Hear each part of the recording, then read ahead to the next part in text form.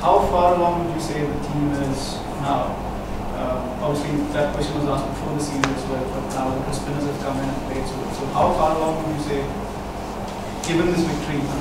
Look, we certainly feel really good as a team, but there are always areas, even when we win, we sit down, because no one has a perfect game, throughout. Even as a batsman, you know that some balls you were not in good position, so you want to correct that in the next game. As a team as well, you always make mistakes, even when you win. But the thing is that you capitalize on it and correct those mistakes very soon during the course of the game. So we'll definitely sit down as a team and figure out the areas that need improvement, the areas that need strengthening. I'm not denying that there are areas that need strengthening. We don't want to live in a dreamland where we don't accept our mistakes. We know as a team we need to improve on certain things, and we've identified those things. It's up to us to discuss and improve on those things going forward and solidifying those areas for us. Can you elaborate on those areas that you've identified? I don't want to disclose it. I don't want to speak about it publicly. It's a very personal thing about the team, and I don't want to say it in a press conference. The knock that you played. Look, as I said, I'm not going to give in to this.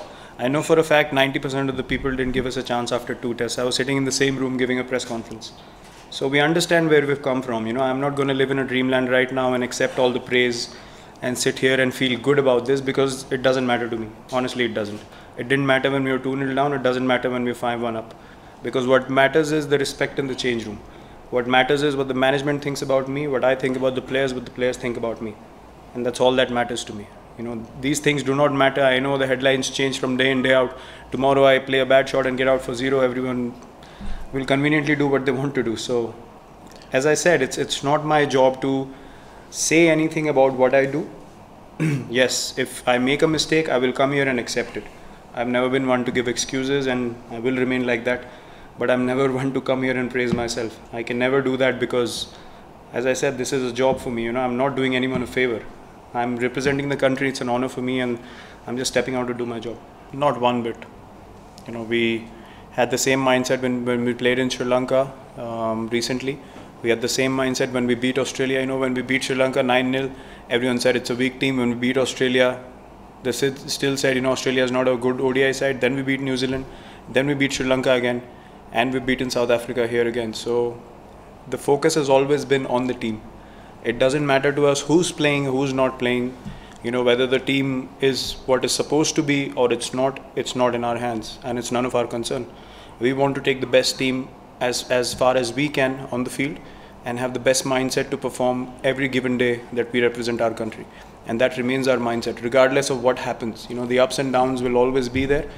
But the intensity and the respect and the mood in the change room and the mindset to deliver for the team, accepting every situation as it comes, it's been the hallmark of this team. So regardless of what the opposition is like, we always go out there, and what's presented to us, we look to embrace those things and then put up our performances accordingly. And also, Aiden Markram, as a captain, just your advice you actually give to him as a young captain? Look, it's not easy. I understand it's not easy, especially when the results are not going your way. I've been very impressed with him as a batsman and as a captain as well. He's really composed of what I saw in the field. It's not easy when things are not going your way, but he's someone who doesn't seem to lose his cool, which I think is a very good thing. It's a very positive sign. He's obviously captained his province. He's captained the junior levels as well. So I would really suggest people show patience with him, because he's potentially your next leader, and he's a top class batsman as well. It's a joy to watch him play, and he's definitely got the talent to dominate as a batsman, and he's got the right mindset to dominate as a leader as well. He just needs some time. I can totally empathize with him because I've been in that position. All I can say is that he's on the right track. Well, look, it's I obviously didn't have much time to prepare, because I was doing something very, very important. I was getting married. So for 3 weeks I was totally away from the game, but at the back of my head there was always this motivation, that I just want to be in South Africa. It's embracing being in a difficult situation, and that's all we speak about in the change room as well. When things are hostile, when things are not going your way, you want to be out there in the middle rather than getting extra sleep in the room. So it's a very small change of thought, but that makes massive difference, because when you go out there, you either want to take up the challenge or you don't, and that can only come from here. The power of the mind is much greater than practicing hours in the nets. You might practice for 2 months, but if you're not game ready before the game, you're going to look like a fool. So I rather focus here a lot, because I understand that we play so much cricket that you don't necessarily need to go into the nets for, you know, hours and hours every day, but you rather tune your head, and then things happen on the field which even you don't expect, because you just want to be in the battle and deliver for your team. You know, come what may, in any situation, you just want to be out there and make sure you help the team win games, and that's always been my mindset, and that's actually been my strength as well. Virat, you just said you don't really listen to the noises from outside, so your coach also just said you're the best batsman in the world. Is that something that how do you feel when people say that about you, and do you feel personally that you are the best batsman in the world? Look,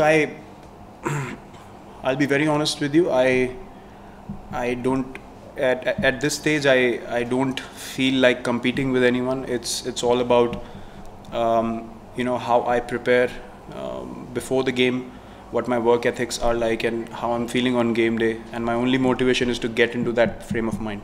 I'm not competing with anyone at all. You know, if anything, I only look to help my team in any way that I can. And during the course of that, I mentioned that before, if you're thinking about the team, special things happen. But if you're thinking about, you know, being ahead of someone else, then you'll be found out very soon by this game, and then you're compromising on what the team needs as well. So look, as I said, I don't want any tags, I don't want any headlines. I just go out there and do my job. It's up to the people to write what they want to write. I don't want to be called anything.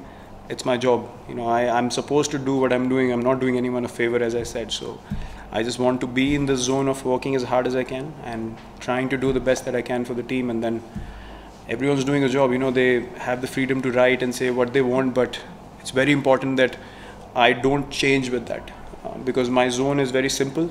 It's simply doing hard work and performing for the team.